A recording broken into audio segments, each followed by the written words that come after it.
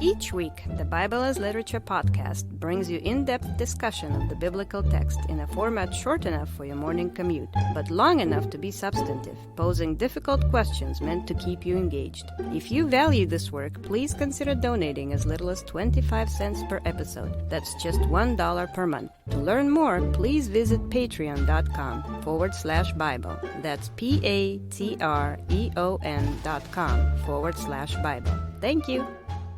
Hi, this is Father Marc Boulos with the Bible as Literature podcast. Internet comment culture invites useless and emotionally charged conflict that accomplishes nothing except to inflame everyone's self-serving sentiments. That's why in Matthew, Jesus refuses to engage in any argument with the Pharisees. To do so, Matthew teaches, is to squander what is holy. In keeping with the teaching of Isaiah, Jesus refuses to quarrel with anyone so that nothing and no one, including Jesus himself, stands out upon the earth except the judgment of his Father, who will not give his glory to another. It is the judgment of the Father that brings divine justice and victory, which Matthew proclaims as hope for the Gentiles. Richard and I discuss the Gospel of Matthew, chapter 12, verses 14 to 21. You're listening to the Bible as Literature.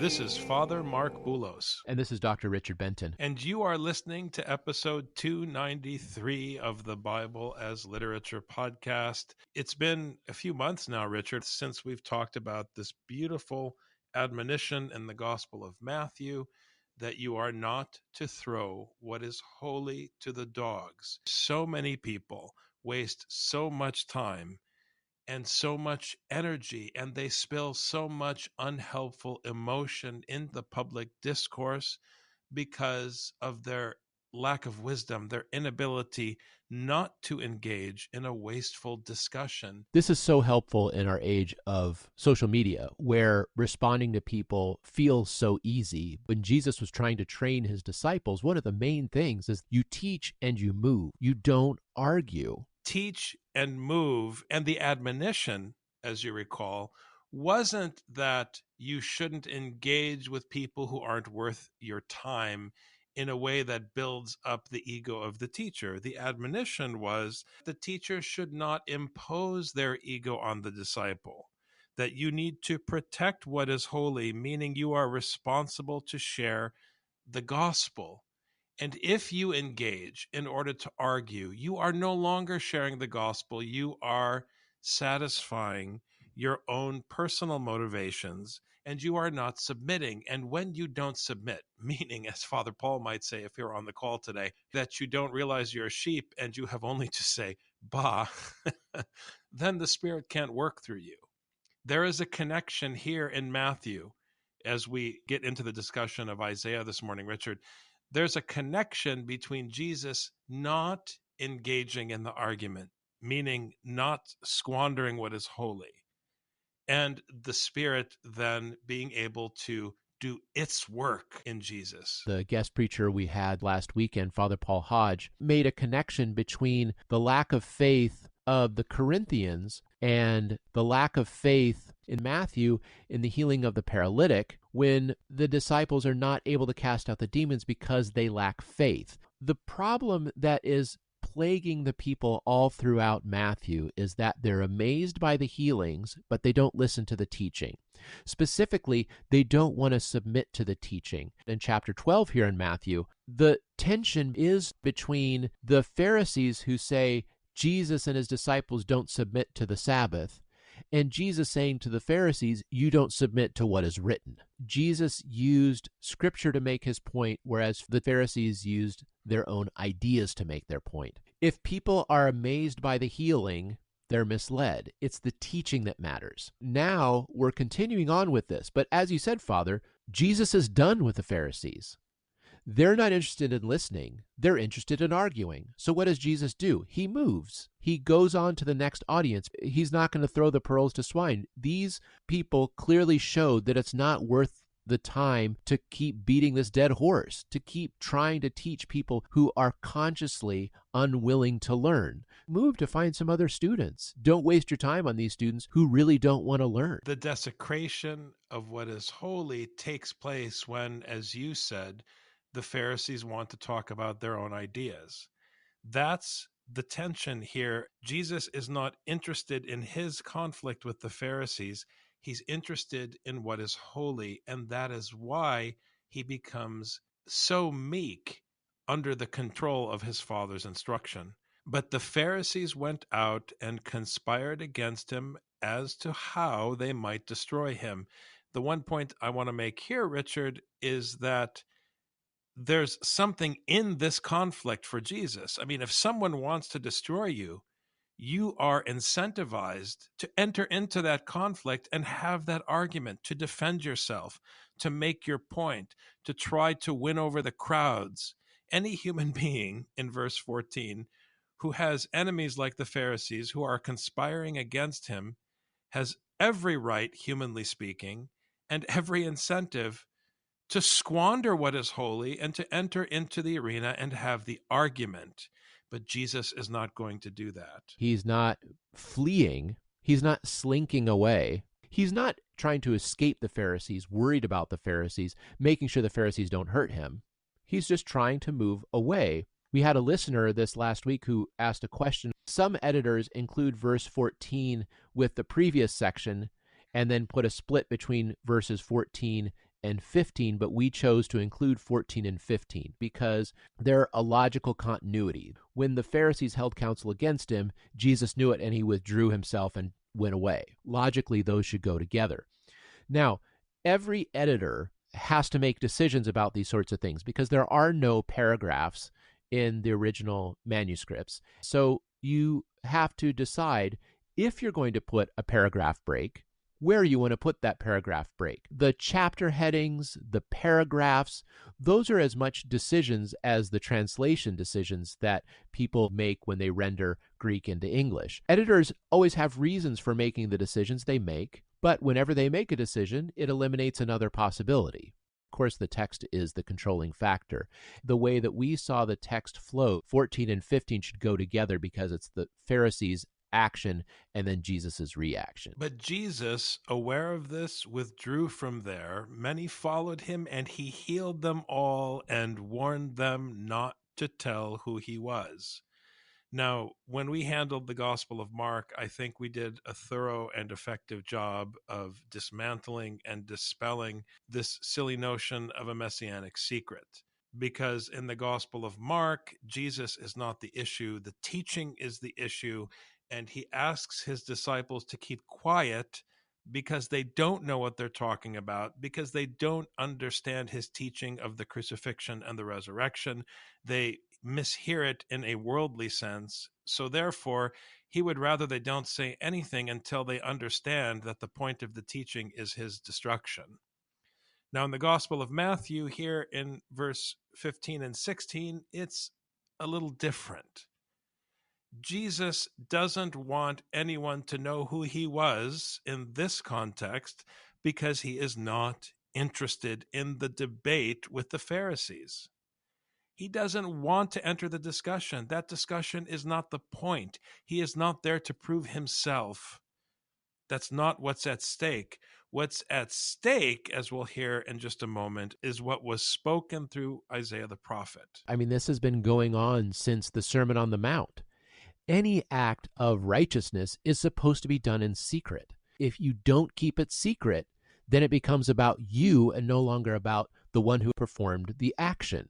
Keep it a secret, just like you're supposed to keep your prayers a secret, just like you keep your fasting a secret, just like you keep any act of righteousness a secret. Here's your first charge. If you're healed, then you must keep it a secret. Let's see if you can at least follow this one commandment. Keep your mouth shut. That way, we'll understand if this is about you or if it's about the teaching.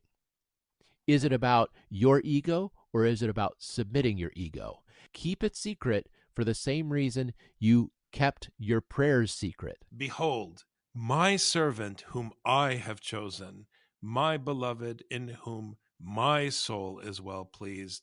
I will put my spirit upon him, and he shall proclaim justice to the Gentiles. Matthew is applying Isaiah chapter 42 to Jesus in the Gospel of Matthew. And I want to be clear about my statement, because we have to always battle fundamentalism and instead make the effort to submit to what the text is saying and to how the text is laid out. Matthew is not saying that Isaiah predicted Jesus. Matthew is applying Isaiah to Jesus in the Gospel of Matthew. If you imagine that Isaiah is predicting Jesus, then you will not understand Isaiah chapter 42 when you go back to read it. Matthew is pointing to the title of the chapter, and this is exactly the opposite, Richard, of how people understand the quote in verse 18. They say, oh, he's referring to Isaiah 42.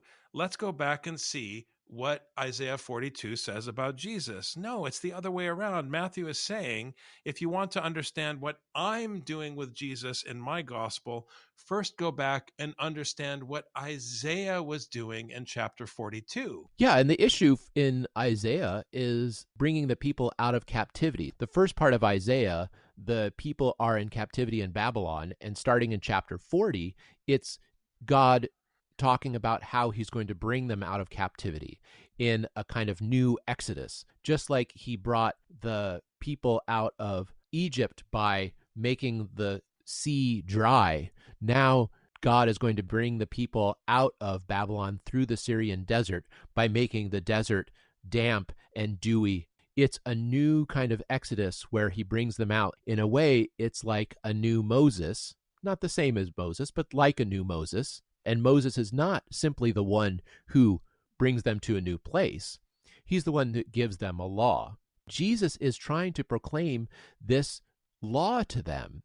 When God is saying, behold, my servant, he says, I'll put my spirit upon him. This reminds me of the baptism where God's spirit goes upon him. In the last section of verse 18, where it says, I will put my spirit upon him, it says, and he shall proclaim justice to the Gentiles. Now, he just refused to engage with the Pharisees. And that's why in this context, in Matthew, the way that Isaiah is made functional here, God is pleased with Jesus because he's not wasting his time. He's not talking and quarreling with people inside the religious community, because it's at this point not helpful at best and jeopardizes the sanctity of what is holy at worst. By arguing with the religious teachers inside the established religious community in Israel, you are squandering what is holy to the dogs. And then at the end of this verse, he shall proclaim justice to the Gentiles. So he's turning his back on the religious insider and now proclaiming justice to the Gentiles. The word in Greek is krisis, decision, judgment. That judgment is the judgment of the Lord, which is proclaimed, of course, in Isaiah. This judgment is how the kingdom works. Jesus comes. He says, there is a kingdom of God, the kingdom of my Father. It's now here. Would you like to be a member of this kingdom? In this kingdom, there will be peace. You want to join? Let's go. You don't want to join? Fine. I'm moving on. There's going to be a judgment. Who's a member of the kingdom? Who is not a member of the kingdom? You said you didn't want to be a member of the kingdom, so you get to be where you're going to be. Now everyone in the kingdom is in the kingdom. Now it's manifest. That's the judgment. The judgment was already manifest to the Pharisees in the last section. Here's how you do the Sabbath. In the kingdom, it's going to be submitting to what is written. You don't know what is written. You're also not interested in what is written. All right. Thank you very much. I'm going to move on. He will not quarrel, nor cry out, nor will anyone hear his voice in the streets. Why would they? He's doing what his dad told him to do. There's nothing to talk about. Why would he open his mouth? This is why Jesus is blessed. Because he is behaving as a child or a servant, which is, again, difficult for Americans to understand that in a Roman household, the child and the servant are the same because that's how Roman welfare worked in the ancient world. But he's not going to quarrel or cry out. He's going to fully submit. He's not going to engage. And that's what makes him powerful through the Spirit. He's not going to come down the street with an air horn beating a drum. You have to be ready to listen. A bruised reed he will not break off, and a smoldering wick he will not put out until he leads justice. Again, it's this word krisis. The choice of justice is an interesting one. I mean, I understand it in the way that we've described it, that it's judgment, which is God's justice, to victory. And obviously, the victory we're talking about is not the kind of victory that Jesus would have acquired had he engaged in a debate with his opponents. It's not that Jesus is a wimp, it's that Jesus is a wimp. Okay. In other words, the teaching he's carrying is not wimpy. That teaching brings a judgment unto victory, but in order for it to do so, he has to play the wimp. And this actually is exactly what is expected of a Roman patrician in Paul's letters. This is what is expected of Philemon. You are the patrician in your household. It's a Roman station. I'm not going to change it. You're a kind of Abraham in your household. But guess what? I emasculated Abraham, and I'm going to emasculate you, Philemon. You may be the head, but your headship is functional because you are under the authority of the gospel, which means that you have to be the kind of patrician that would not douse a smoldering wick, but at the same time, if the teaching sets out to wipe out all the bruised reeds and to put out all the smoldering wicks, you have to allow it until the Lord, through his instruction, leads judgment unto victory. It's the judgment that leads to victory. You know, the battle hymn to the Republic, mine eyes have seen the glory of the coming of the Lord. In this hymn, it says, he has loosed the lightning of his terrible swift sword while truth is marching on. This is what the revolutionaries are singing about their own muskets, as if their muskets are the sword of God's justice. And this is not the case. There is only one weapon that God uses, and that's the teaching.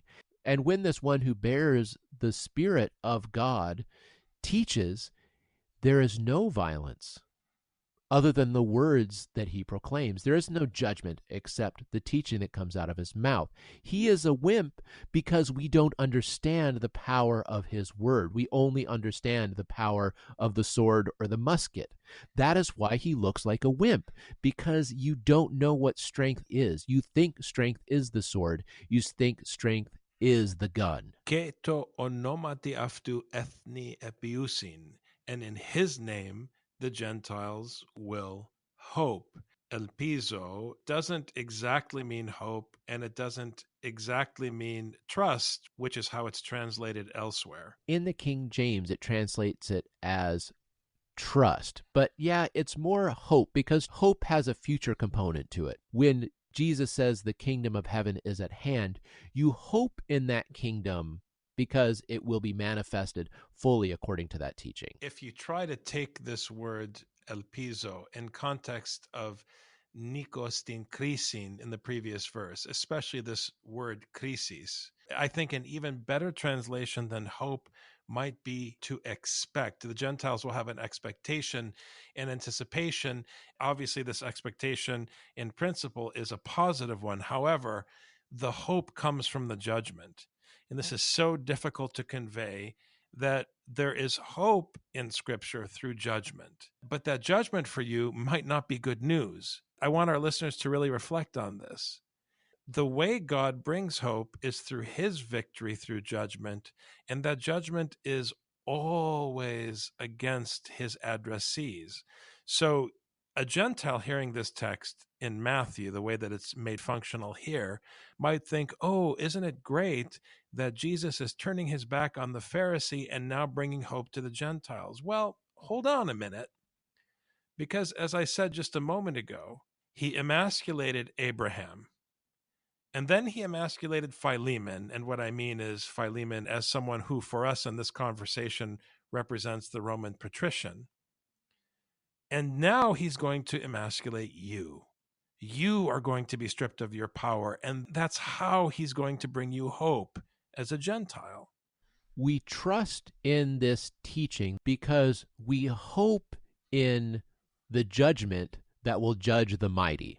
In this way, we can hear this teaching from someone who appears to be a wimp, but who proclaims this teaching with strength, not by wasting his time in stupid arguments, who proclaims it confidently as one given the Spirit from the judge. Had Jesus squandered what is holy in a worldly argument with the Pharisees, he would have made himself the mighty individual whom the judgment is sent to crush. And what's striking always about the New Testament is that even though Jesus submitted, he himself became the one who bore the judgment that the Pharisees deserved, which was destruction. Thanks very much, Dr. Benton. Thank you, Father.